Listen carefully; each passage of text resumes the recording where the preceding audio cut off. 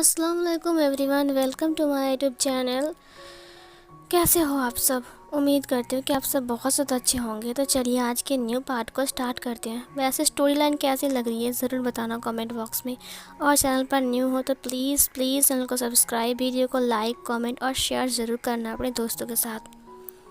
तो चलिए स्टार्ट करते हैं आज के न्यू पार्ट को। विंग ने वांग जी से पूछा, तुम्हारी फैमिली में कौन कौन है?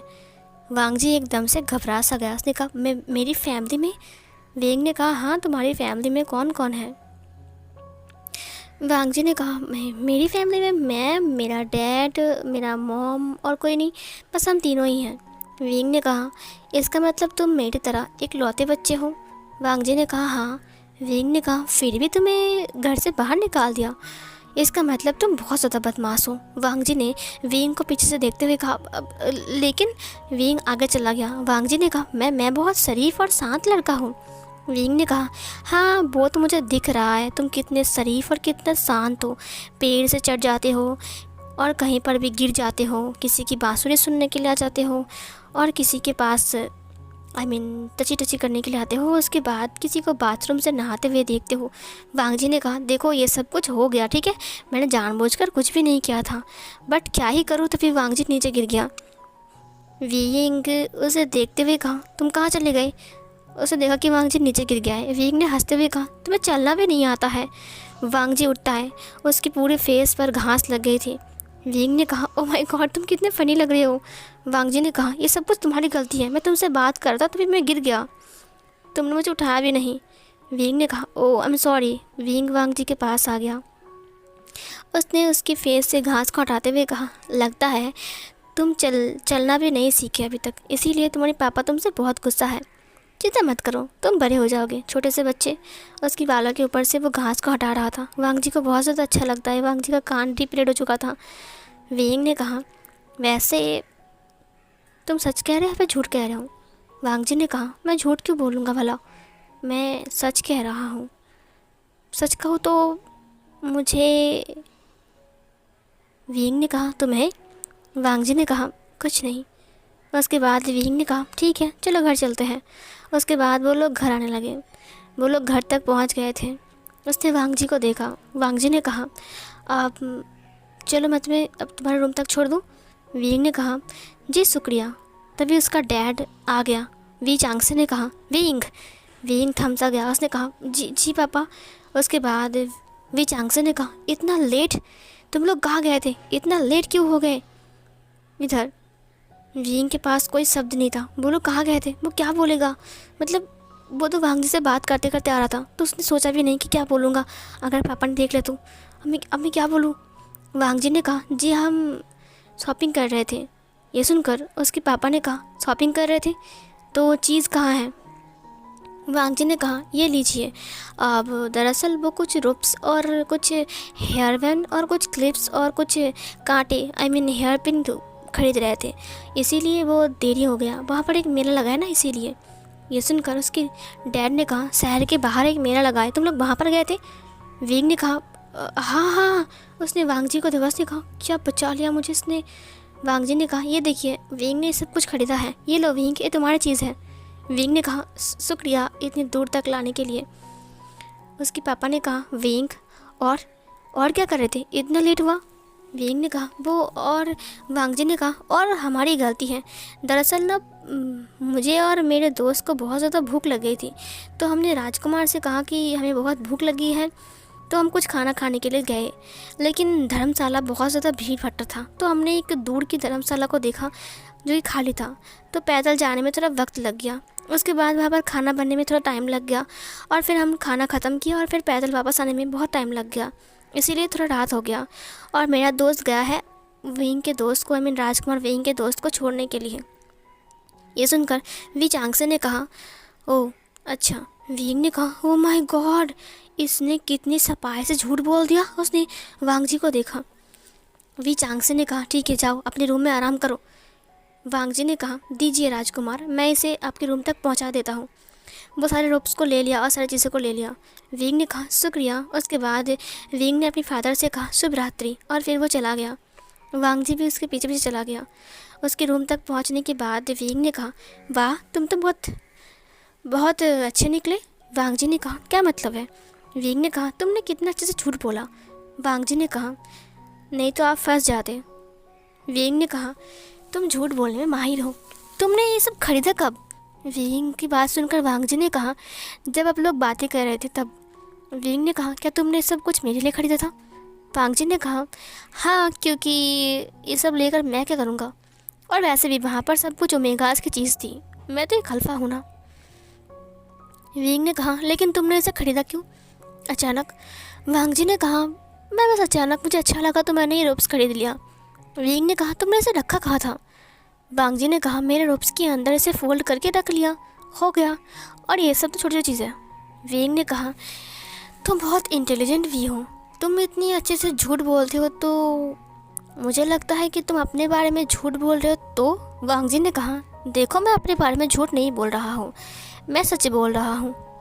ये सुनकर विंग ने कहा अच्छा ठीक है, एक ना एक दिन सच मुझे पता लग ही जाएगा, चिंता मत करो, ठीक है। वांग जी ने कहा हाँ, और आपको ये सब पसंद आया? विंग ने कहा हाँ, ये सब काफ़ी अच्छा है और काफ़ी महंगा भी, तो तुम महाशय इतना पैसा खर्चा मत करो, वरना तुम्हारे बच्चों को पढ़ने में देर हो जाएगी। वांग जी ने कहा बच्चों को पढ़ने में देर हो जाएगी? विंग ने कहा हाँ, तुम्हें पैसे कमाना है, उसके बाद घर जाना है और फिर शादी करना है, फिर बच्चे हो जाएंगे, फिर पढ़ेंगे, तो अगर तुम सारे पैसे खर्चे कर दोगे तो फिर घर कब जाओगे और पैसे को कब दिखाओगे अपने फादर को, और शादी कब करोगे और कब बच्चे होंगे और कब वो लोग पढ़ेंगे, है ना। वांग जी ने कहा ये तो मेरा डायलॉग था। विंग ने कहा हाँ वही तुम्हें याद दिला दिया। वांग जी ने कहा शुक्रिया। वैसे मैं विंग ने कहा अच्छा ठीक है अब तुम जाओ, रात हो गया, सो जाओ। वांग जी ने कहा लेकिन वो मैं विंग ने कहा मैंने कहा जाओ तुम। वांग जी ने कहा वो विंग ने दरवाजे को बंद कर दिया। वांग जी ने कहा क्या बात हुई भाई, धन्यवाद तक नहीं बोला। तभी विंग ने दरवाजे को खोलते हुए कहा थैंक यू। उसके बाद फिर से उसने दरवाजे को बंद कर दिया। वांग जी ने कहा ओह पागल। उसके बाद वांग जी भी चला गया वहाँ से। वांग जी अपने घर की तरफ जा रहा था, तभी वहाँ पर शाओ सिंह चैंग आ गया। शाओ सिंह चैंग ने कहा बात बन गई, शायद बात बन गई। ये सुनकर वांग जी ने कहा बात बन गई मतलब? शाओ सिंह चैंग ने कहा मैंने उससे काफ़ी टाइम तक बात किया और पता है उसने मुझसे अच्छे से बात किया और उसने मुझसे दोस्ती भी किया, और पता है वो मेंढक से डरता है, मैंने मेंढक से उसकी जान बचाई है उसकी।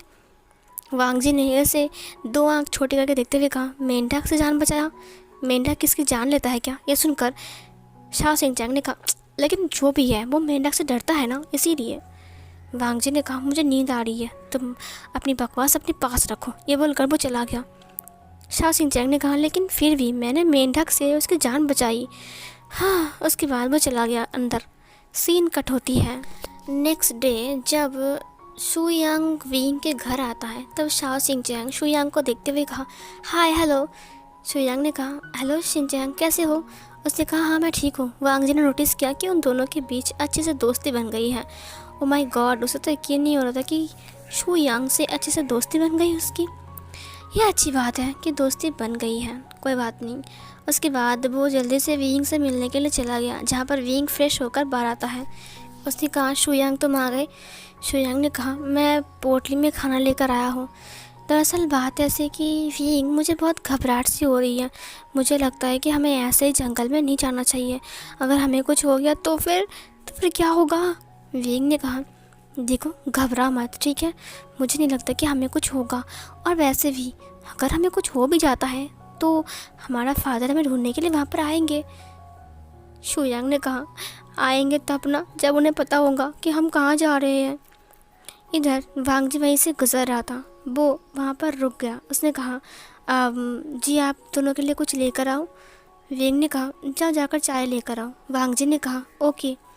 उसके बाद वो चाय लेने के लिए चला गया। विंग ने कहा एक काम करते हैं, मैं चिट्ठी में लिख दूंगा कि फ़ादर मैं जंगल में जा रहा हूँ शिकार करने के लिए, अगर हम वापस नहीं आए तो मेरा फादर जंगल में जाएंगे, क्या कहते हो? शू यांग ने कहा देखो मुझे बहुत घबराहट सी हो रही है और बहुत डर लग रहा है, पता नहीं क्या होगा। विंग अभी मेरी शादी भी नहीं हुई है, अब क्या होगा?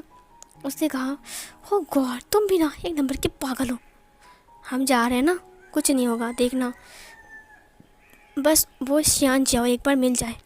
उसके बाद तो हम उसे पकड़ लेंगे तो फिर सब कुछ आसान होगी ना। ये सुनकर शुयांग ने कहा ठीक है हम जाएंगे। वांग जी चाय लेकर आता है। सीन कट होती है। दोपहर के खाना खाने के बाद विंग का डैड बैठकर कुछ काम कर रहे थे और कुछ सोच रहे थे कि वो बक्सा असल में किसने चोरी किया है और क्यों मेरे ऊपर इल्ज़ाम लगाया। तभी विंग की मॉम रोते हुए उनके पास आती हैं। वी चांगसे ने कहा क्या हुआ कांग्रेसरन, तुम क्यों रो रहे हो? उसने कहा ये देखिए ये चिट्ठी, मैं विंग से मिलने के लिए उसके रूम पे गया था उसे कुछ बात बताने के लिए, लेकिन अचानक देखा विंग रूम पर नहीं है। मैंने उसकी टेबल के ऊपर ये देखा, इसमें उसने लिखा है कि वी चांगसे ने उसे देखा जहाँ पर लिखा हुआ था मैं अंधेरी जंगल में शिकार पे जा रहा हूँ, मुझे ढूंढना मत, मैं जल्दी वापस आ जाऊँगा पिताजी। वी चांगसे ने कहा विंग ऐसा कैसे कर सकता है, वो अंधेरी जंगल में चला गया, वो भी अकेले। उधर शाओ सिंह चैंग वहाँ से गुजर रहा था, उसको सुनाई दिया। उसने कहा क्या? वांग जी उसे देखते हुए कहा क्या हुआ है? शाओ सिंह चैंग ने कहा वांग जी विंग कहीं चला गया है। वांग जी ने कहा विंग कहीं चला गया मतलब? वो तो अपने घर में था, उसने मुझे कहा कपड़े धोने के लिए, मैं तो कपड़े धोने के लिए गया था, अब वो चला कैसे गया? वी चांग से बाहर आ गया, सारे गार्ड्स को बुलाया और सब लोग आकर खड़े हो गए। वी चांगसे ने कहा इतने सारे गार्ड्स है, इतने सारे लोग हैं, इन लोगों के सामने से विंग और शुयांग बाहर चला गया और कहाँ गया किसी ने उनसे पूछा भी नहीं और कुछ बात भी नहीं किया और मुझे खबर तक नहीं किया। ये सब क्या तुम्हारे काम में आता है? सब लोग अपनी नज़र को झुका लिया था। वांग जी ने कहा विंग अंधेरे जंगल में गया है, वो भी अकेले, जहाँ पर आदमखोर इंसान रहते हैं। यह सुनकर शाओ सिंह चैंग ने कहा अगर उन्होंने शुयांग को खा लिया तो क्या होगा, तब मेरी शादी क्या होगी, मैं किसके साथ शादी करूँगा? ये सुनकर वांग जी ने कहा तुम चुप रहोगे? शाओ सिंह चैंग ने कहा मैं तो सोच रहा हूँ, तुम नहीं सोच रहे हो? वांग जी ने कहा मैं सोच रहा हूँ कि ये विंग इतने नादान कैसे हो सकता है, उसे पता नहीं कि वो कितना खतरनाक जंगल है, वहाँ पर जाने के लिए अलाउ भी नहीं है और जाने के लिए महाराज की परमिशन लेना चाहिए और नहीं तो बहुत अनर्थ हो सकता है। महाराज की परमिशन के बिना अगर कोई अंदर गया तो फिर ये सिर्फ उनकी जिम्मेदारी होगी, महाराज के ऊपर कोई जिम्मेदारी नहीं आएगी। ये सुनकर शाओ सिंह चैंग ने कहा हाँ, तुम अपने फादर के बारे में सोच रहे हो। वांग जी ने कहा नहीं, मैं विंग के बारे में सोच रहा हूँ कि विंग ऐसा कैसे कर सकता है, बिना परमिशन वो उस जंगल में नहीं जा सकता है, ये अलाउ नहीं है, ये इनलीगल है। इधर हमें विंग को दिखाया जाता है जहाँ पर विंग और शुयांग दोनों ही जंगल के अंदर आ चुके थे।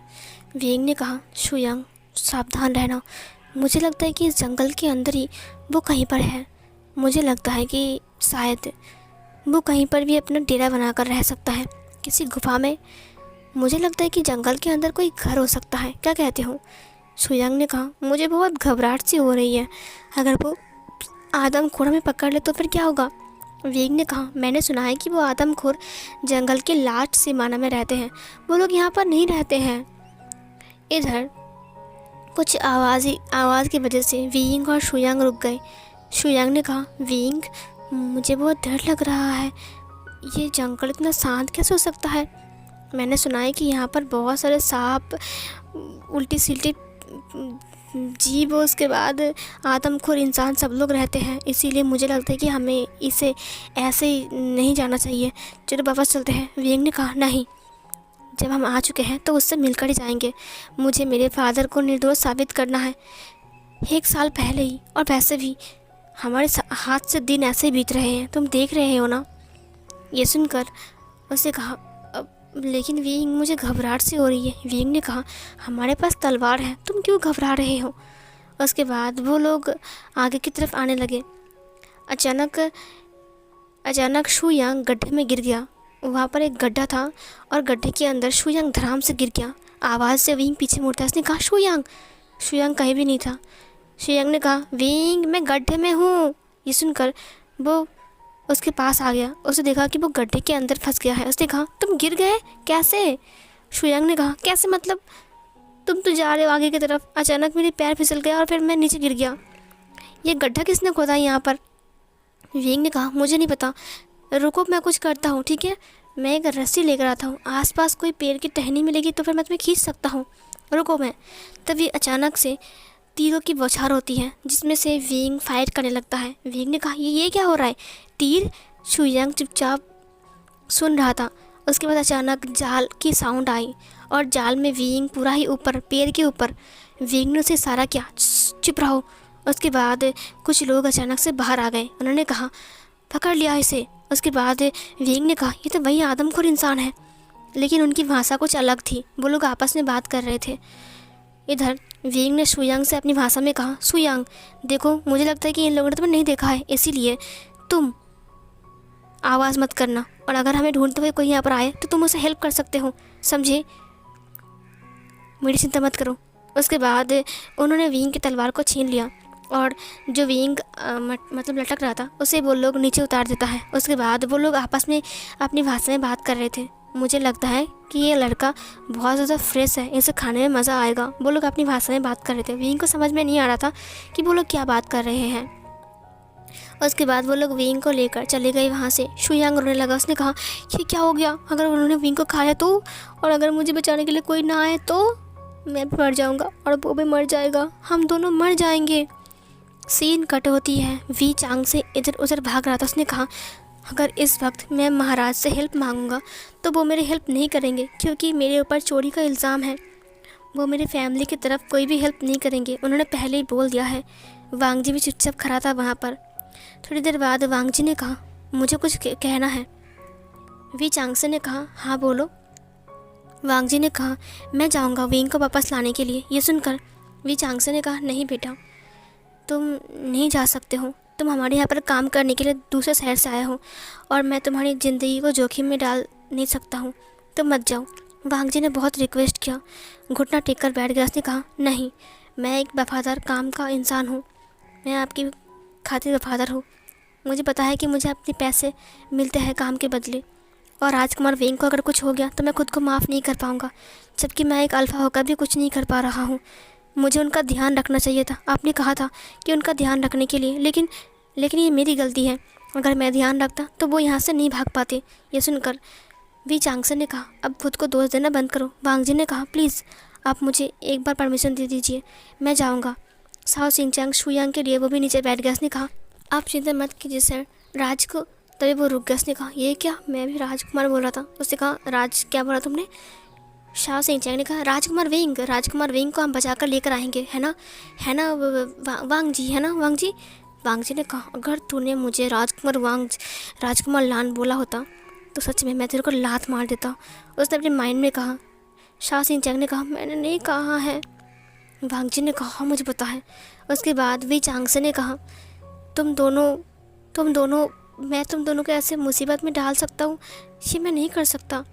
वांग जी ने कहा प्लीज़ आप मुझे आज्ञा कीजिए, मैं विंग को बचाकर लेकर आऊँगा, मैं प्रॉमिस करता हूँ आपसे। इधर शाओ सिंचांग ने कहा हाँ मैं भी प्रॉमिस करता हूँ, मैं भी शुयांग को और विंग को दोनों को बचाकर लेकर आऊँगा। उसने कहा लेकिन वांग जी ने बहुत रिक्वेस्ट किया। पहले वी चांग से नहीं मान रहे थे, क्योंकि वांग जी उनका फैमिली का नहीं है और वो उसे मुसीबत में नहीं डाल सकता है। वैसे भी वो खुद ही मुसीबत में फंसा हुआ है। थोड़ी देर बाद वी चांग से ने कहा ठीक है, अगर तुम चाहते हो जाना तो तुम जा सकते हो। वांग जी ने कहा आपका बहुत बहुत शुक्रिया। उसके बाद वो उठ गया। उसने शाओ सिंचांग से कहा चलो। उसके बाद वो लोग अपनी तलवार लेकर निकल गए वहाँ से। वांग जी ने कहा ये विंग कितना नादान है, वो ऐसा कैसे कर सकता है, जबकि उसे पता है कि ये अंधेरे जंगल कितना खतरनाक है। आदमखोर इंसान, उसके बाद न जाने कितने सारे जीवों से भरा पड़ा है।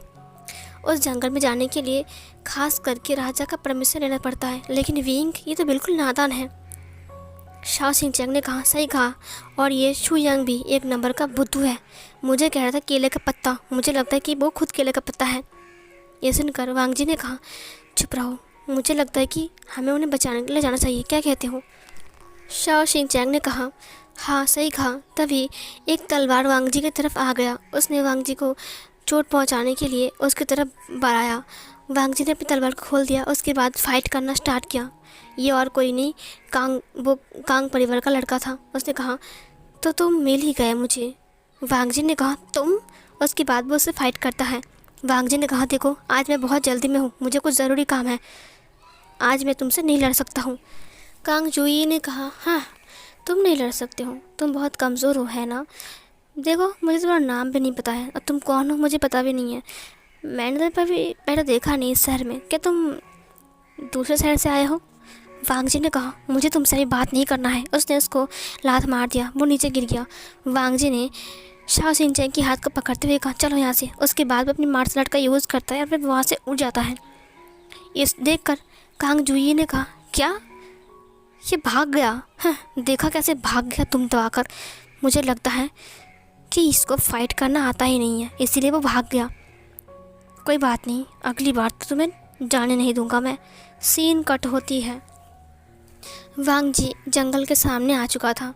शाओ सिंचैन ने कहा, मुझे बहुत डर लग रहा है, ये जंगल कितना कितना घना है।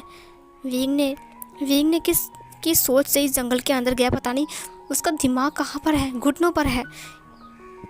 वांग जी ने कहा, देखो ये सब बोलने की वक्त नहीं है, पता नहीं अंदर क्या हो रहा होगा। शाओ सिंचैन ने कहा, वो गया मेरा मासूम सा सुयांग को भी लेकर चला गया। वांग जी ने उसे आंखें टेढ़ी करके देखा। उसने कहा, हाँ वो मासूम है ना। वांग जी ने कहा, अंदर चलो। वो लोग अंदर आ गए। शाओ सिंचैन ने कहा, बाप रे इतना अंधेरा क्यों है यहाँ पर?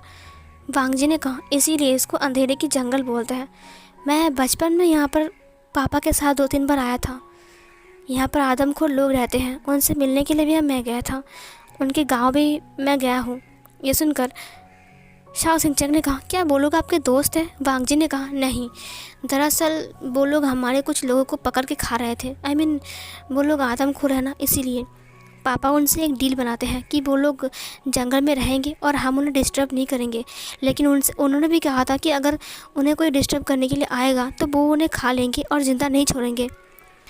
तो यहाँ पर इसीलिए पापा ने नाकाबंदी लगा दिया ताकि यहाँ पर कोई ना आ सके, और उन्होंने हुक्म दिया कि अगर कोई जाएगा तो मेरे परमिशन के बिना वो अंदर नहीं जाएगा। वो परमिशन के बिना अगर अंदर गया तो फिर इसकी जिम्मेदारी मेरे पापा नहीं रहेंगे, समझे। शाओ सिंचैन ने कहा, हाँ इसका मतलब महाराज और आदमखोर इंसान के बीच एक डील हुआ था ना।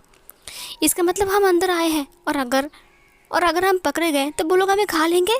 वांग जी ने कहा, ऑफ कोर्स। शाओ सिंचैन ने कहा, क्या वो लोग मेरे शुयांग को भी खा लिया? मेरा प्यारा शुयांग को भी खा लिया उन लोगों ने? वांग जी ने कहा, बकवास बंद करो। तब एक आवाज़ आती है, क्या कोई है यहाँ पर? किसी के पैरों की आवाज़ आ रही है। ये सुनकर शाओ सिंचैन ने कहा, शुयांग क्या ये तुम हो? शुयांग ने कहा, शाओ सिंचैन क्या ये तुम हो? मैं यहाँ हूँ, गड्ढे में फंसा हूँ। वांग जी ने कहा, क्या वहाँ पर विंग भी है? उसके बाद वांग जी और शाओ सिंचैन भागकर उसके पास आ गए। उसने देखा कि शुयांग एक गड्ढे में गिरा हुआ है। वांग जी ने कहा, तुम गड्ढे में कैसे गिर गए? शुयांग ने कहा, वो गड्ढा यहाँ पर था तो मैं क्या करूँ? शाओ सिंचैन ने कहा, तुम देख कर नहीं चल सकते हो? और विंग कहाँ है? शुयांग ने कहा, मुझे यहाँ से निकालो और विंग को बचाओ। वो लोग विंग को लेकर चले गए हैं। उसके बाद वांग जी ने कहा, ठीक है हम तुम्हें यहाँ से निकालते हैं।